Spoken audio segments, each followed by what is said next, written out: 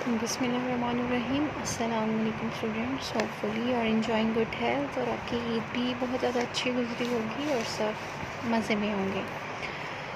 तो आ जाते हैं बैक टू वर्क।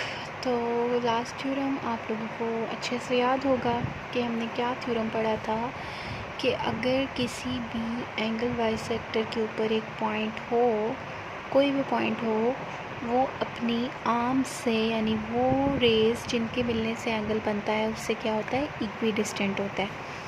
जो आज का थ्योरम है वो एग्जैक्टली उसका कन्वर्स होगा। आप क्या कर इस थ्योरम में वो क्या कह रहे हैं, अगर स्टेटमेंट की तरफ आप गौर करो, any point inside an angle, यानी कोई एंगल है उसके अंदर एक पॉइंट है। इनसाइड एन एंगल का मतलब है कि उसके अंदर एक पॉइंट है, equi distant from its arms. वो ख़ुद कह रहे हैं कि वो उसकी आर्म्स से क्या है, इक्वी डिस्टेंट है। यानी पहले तो आपने पिछले थ्योरम में प्रूव किया था ना कि वो अपनी आर्म से क्या इक्वी डिस्टेंट है। इसमें वो ख़ुद कह रहा है कि वो अपनी आर्म से क्या है, इक्वी डिस्टेंट है, यानी अपनी शुआओं से वो क्या है, हम फासला है।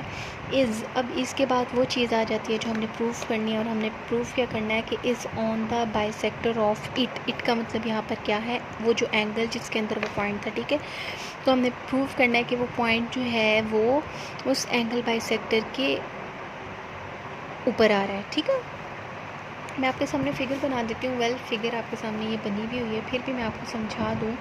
उसका कहने का मतलब है कि इस तरह से एक एंगल है। ठीक है, मैं नाम रख लेती हूँ इसका ए, ओ और बी।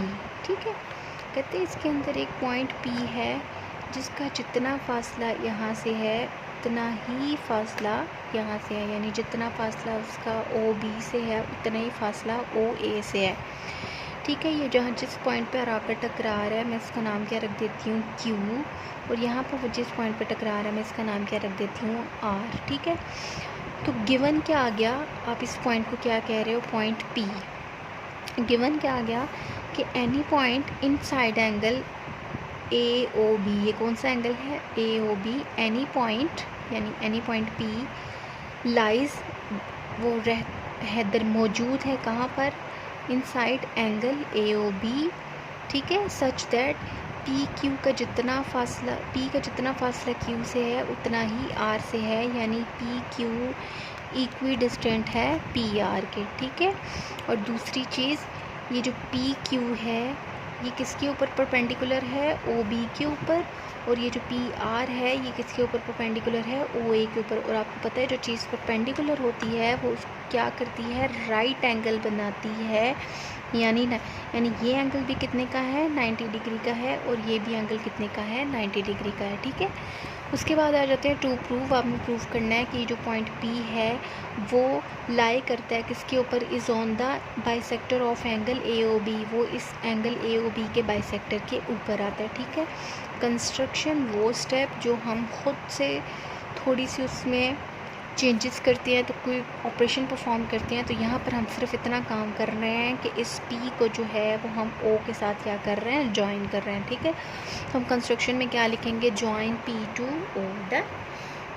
ओके गर्ल्स, मैं ज़रा कॉपी रोटेट कर रही हूँ और आप लोग क्लियरली देख सकते हो, अगर फोकस करें तो आप क्लियरली देख सकते हो कि आपको दो ट्रायंगल्स नज़र आ रही हैं। एक ट्रायंगल आपके पास है पी ओ क्यू और दूसरी ट्रायंगल आपके पास है पी ओ आर। अब हम इन दोनों ट्रायंगल की करिस्पॉन्डेंस चेक करेंगे और फिर हम कोई सी तीन चीज़ों को, चाहे वो एंगल्स हों, चाहे वो एंगल्स और साइड्स मिक्स हों, उनको एक दूसरे की इक्वल प्रूव करके इस दोनों ट्रायंगल्स को क्या प्रूव कर देंगे, कॉन्ग्रुएंट। सबसे पहले आप लिखेंगे करिस्पॉन्डेंस इनकी, यानी हम क्या करना चाह रहे हैं, in triangle P O Q correspondence to triangle P O are.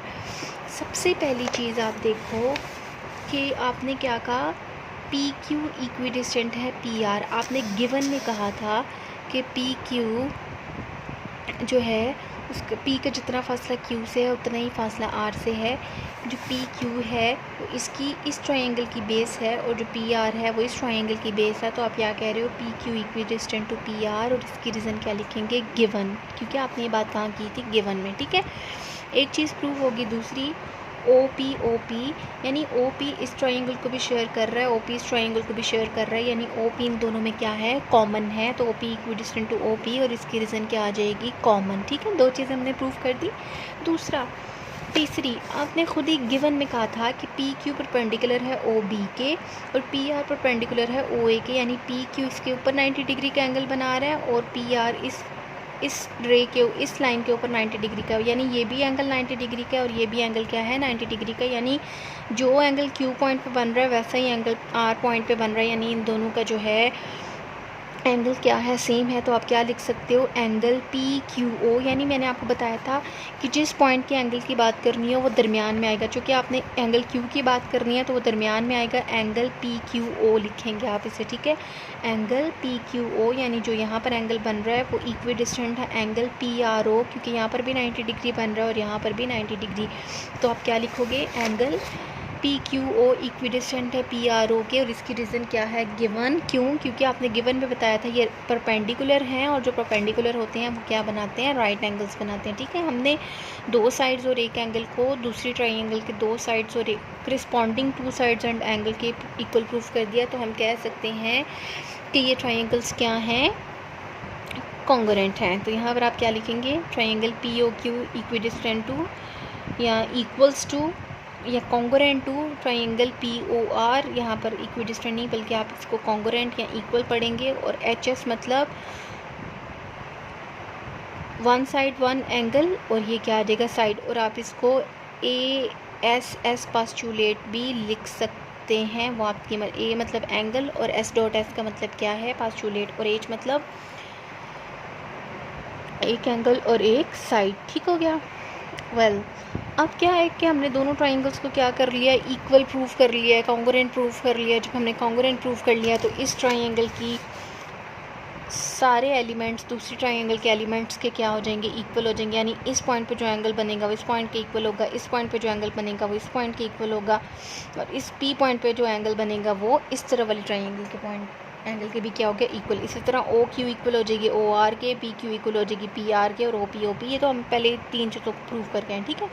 अब हमने बात करनी है बेसिकली कि ये हमने कहना है कि जितना ये एंगल है उतना ही ये एंगल है, तो हम बहुत आराम मज़े से लिख सकते हैं, angle P O Q, angle P O Q यानी जो एंगल ये है वो इक्विडिस्टेंट है एंगल पी ओ आर के, यानी जो इधर एंगल बन रहा है ये दोनों क्या है, इक्वल है, क्योंकि आपने इन दोनों ट्राइंगल्स को क्या कर लिया है, कॉन्ग्रुएंट प्रूफ कर लिया। इसके ये एंगल इसके करस्पॉन्डिंग एंगल के क्या होगा, इक्वल होगा, और इसकी रीज़न भी आप यही रखेंगे, corresponding angles of congruent triangles, क्योंकि ये दोनों कॉन्ग्रुएंट ट्राइंगल है और हमने इनके करस्पॉन्डिंग एंगल्स लिए हैं, ठीक है। तो हमने प्रूव कर दिया कि angle P O Q angle P O R के बराबर है, यानी इसका मतलब है ये जो पी ओ है वो क्या हुआ, एंगल बाइसेक्टर हुआ, और पी जो है वो उसके ऊपर आ रहा है, तो हम कह सकते हैं P is on the bisector of angle A O B, ठीक है। और यही हमने क्या करना था, प्रूफ करना था। होपफुली आपको समझ आ गई होगी, आपने इसको अच्छी तरह से लर्न करना है, पिछले सारे थ्योरम्स भी रिवाइज करने हैं, और इंशाल्लाह फिर हम नेक्स्ट पढ़ेंगे लास्ट थ्योरम इस एक्सरसाइज का, जिस तरह हमने कहा था कि एक ट्राइंगल की साइड्स पे जो राइट बाइसेक्टर होते हैं वो कॉन्करेंट होते हैं। इसी तरह आप बात करेंगे कि एक ट्राइंगल के जो एंगल बाइसेक्टर्स होते हैं वो भी क्या है, उनका भी पॉइंट ऑफ कॉन्करेंसी क्या होता है, एक ही होता है, यानी वो भी क्या होते हैं, कॉन्करेंट होते हैं।